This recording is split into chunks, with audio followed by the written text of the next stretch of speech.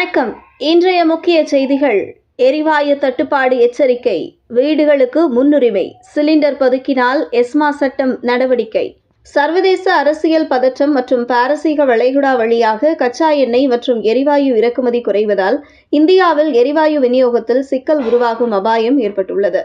இதனால் வீட்டு பயன்பாட்டிற்கான எரிவாயு சிலிண்டர்களுக்கு அதிக முன்னுரிமை வழங்க வேண்டும் என்று மத்திய அரசு எண்ணெய் நிறுவனங்களுக்கு உத்தரவிட்டுள்ளது.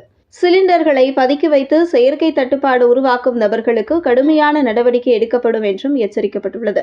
தேவையற்ற சேமிப்பு அல்லது கையிருப்பு வைத்தால் எஸ்மா சட்டத்தின் கீழ் 3 மாதம் முதல் 7 ஆண்டுகள் வரை சிறை தண்டனை விதிக்கப்படலாம் என்று அதிகாரிகள் தெரிவித்துள்ளனர்.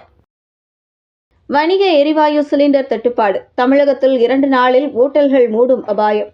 தமிழகத்தில் வணிக பயன்பாட்டிற்கான 19 கிலோ எரிவாயு சிலிண்டர்களின் விநியோகம் திடீரென குறைந்ததால் ஹோட்டல்கள் மற்றும் உணவகங்கள் பெரும் சிக்கலில் சிக்கியுள்ளன.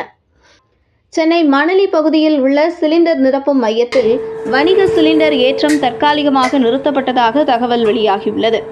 இதனால் பல உணவகங்களுக்கு சிலிண்டர் கிடைக்காமல் நிலைமை மோசமாகியுள்ளது. தற்போதைய நிலை தொடர்ந்து நீடித்தால் இன்னும் 2 நாட்களில் பல ஹோட்டல்கள் தற்காலிகமாக மூடப்பட வேண்டிய சூழல் உருவாகும் என்று உணவக உரிமையாளர்கள் சங்கம் எச்சரித்துள்ளது. வீட்டு பயன்பாட்டு சிலிண்டர்களும் குறைவாக விநியோகிக்கப்படுவதால் பொதுமக்களும் கவலையடைந்துள்ளனர். கரூர் நெரிசல் வழக்கு. மார்ச் 17 அன்று சிபிஐ விசாரணைக்கு ஆஜராகுவேன். செந்தில் பாலாஜி. கரூர் வேலுச்சாமிபுரத்தில் நடைபெற்ற அரசியல் பிரச்சார கூட்டத்தில் ஏற்பட்ட கூட்ட நெரிசலில் 41 பேர் உயிரிழந்த சம்பவம் தொடர்பான வழக்கை சிபிஐ விசாரித்து வருகிறது. இந்த வழக்கில் தொடர்புடைய முக்கிய அரசியல் தலைவர்கள் மற்றும் நிர்வாகிகள் ஏற்கனவே டெல்லியில் உள்ள சிபிஐ அலுவலகத்தில் ஆஜராகி விளக்கமளித்துள்ளனர். இந்த நிலையில் அமைச்சர் செந்தில் பாலாஜி மார்ச் 17ஆம் தேதி சிபிஐ விசாரணைக்கு நேரில் ஆஜராகி தேவையான விளக்கங்களை வழங்குவேன் என்று தெரிவித்துள்ளார்.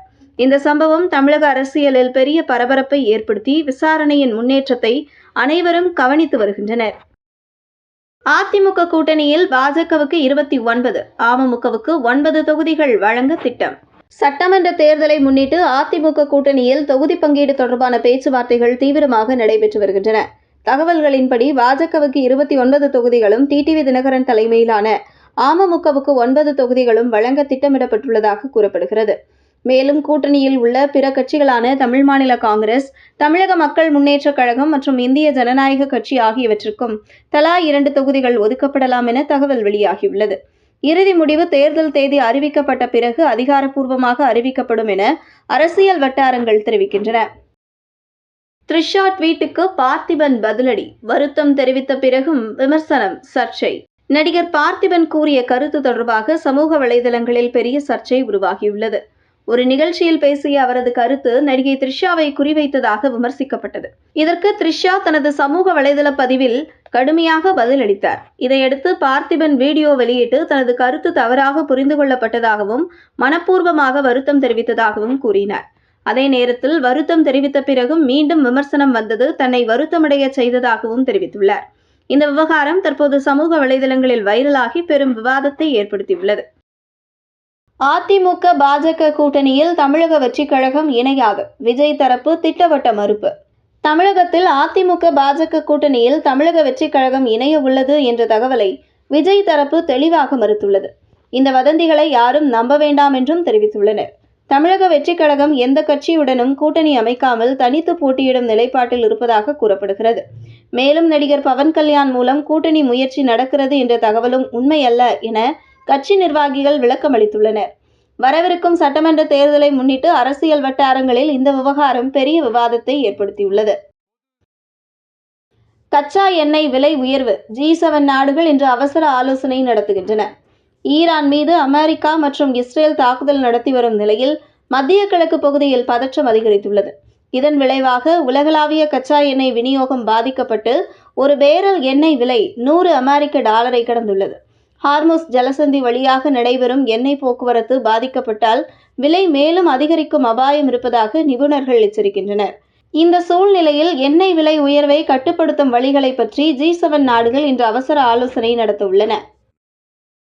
குறும்பட இயக்குனர் கொலை வழக்கு. துணை நடிகை, காதலன் உட்பட 9 பேர் கைது. விழுப்புரம் மாவட்டம் அருகே குறும்பட இயக்குனர் ஜெயக்குமார் கொலை செய்யப்பட்ட சம்பவம் பெரிய அதிர்ச்சியை ஏற்படுத்தியுள்ளது. இந்த வழக்கில் சினிமா துணை நடிகை பூஜா, அவரது காதலன் மற்றும் நண்பர்கள் உட்பட மொத்தம் 9 பேரை போலீசார் கைது செய்துள்ளனர். விசாரணையில் திருமணம் தொடர்பான தகராறு மற்றும் பண விவகாரம் காரணமாக இந்த கொலை திட்டமிடப்பட்டதாக தெரியவந்துள்ளது. போலீசார் சைபர் கிரைம் உதவியுடன் செல்போன் தகவல்களை ஆய்வு செய்து குற்றவாளிகளை கண்டுபிடித்தனர். கைது செய்யப்பட்ட அனைவரும் நீதிமன்றத்தில் ஆஜர்படுத்தப்பட்டு சிறையில் அடைக்கப்பட்டுள்ளனர். இந்த சம்பவம் சினிமா வட்டாரத்திலும் பெரும் பரபரப்பை ஏற்படுத்தியுள்ளது. மை டியர் பொண்டாட்டி T20 வெற்றிக்கு பிறகு மனைவிக்கு சஞ்சு சாம்சன் உருக்க நன்றி.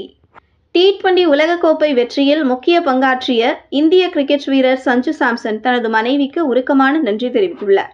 இன்ஸ்டாகிராமில் வெளியிட்ட பதிவில் தனது வாழ்க்கையிலும் கிரிக்கெட் பயணத்திலும் எப்போதும் துணையாக இருந்ததற்காக மனைவி சாருலதா ரமேஷுக்கு நன்றி கூறினார். வெற்றி தோல்வி அனைத்திலும் தன்னை புரிந்து கொண்டு ஆதரவு அளித்ததற்காக அவர் மனமார்ந்த நன்றியை தெரிவித்தார். மை டியர் பொண்டாட்டி என்று தொடங்கிய அவரது பதிவு ரசிகர்களிடையே வைரலாகி பலரின் பாராட்டுகளையும் பெற்றுள்ளது. T20 உலகக்கோப்பை வென்ற இந்திய அணிக்கு BCCI 131 கோடி ரூபாய் பரிசு அறிவிப்பு. T20 உலகக்கோப்பையை வென்று சாதனை படைத்த இந்திய கிரிக்கெட் அணிக்கு 131 கோடி ரூபாய் பரிசுத் தொகை வழங்கப்படும் என்று இந்திய கிரிக்கெட் கட்டுப்பாட்டு வாரியம் அறிவித்துள்ளது. இந்த தொகை வீரர்கள், பயிற்சியாளர்கள், அணி ஊழியர்கள் மற்றும் தேர்வுக்குழு உறுப்பினர்கள் உள்ளிட்ட அனைவருக்கும் பகிர்ந்து வழங்கப்படும். இந்த தொடரில் இந்திய அணி அரையிறுதியில் இங்கிலாந்தையும், இறுதிப் போட்டியில் நியூசிலாந்தையும் வீழ்த்தி கோப்பையை கைப்பற்றியது. இந்த வெற்றி மூலம் T20 உலகக்கோப்பை வரலாற்றில் அதிக முறை சாம்பியன் பட்டம் வென்ற அணியாக இந்தியா புதிய சாதனை படைத்துள்ளது.